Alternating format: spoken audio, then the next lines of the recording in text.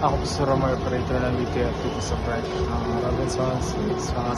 Gamit ko ito ng 7 araw na may total of 123 pieces po ng A4. Ito naman po yung printer head. Ang huling palit ko nito ay noong January last year po. Ito po yung cutting na may 80% condition. Head clean. Nasan po natin ng wiper after ng head clean.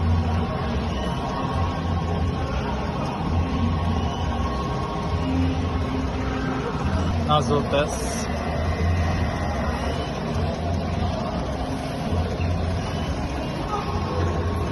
Mali kompleto. Ink system po namin sasama lang pang LED. Pre-stock na linis last month. VR. Naman po yung ground wire. Ito naman po yung sa my daily monitoring. Ito naman po yung mga nagamit this month. Ito naman po yung sa may stocks. Inventory po. Dito naman po nakalagay yung used na supply and mga unused.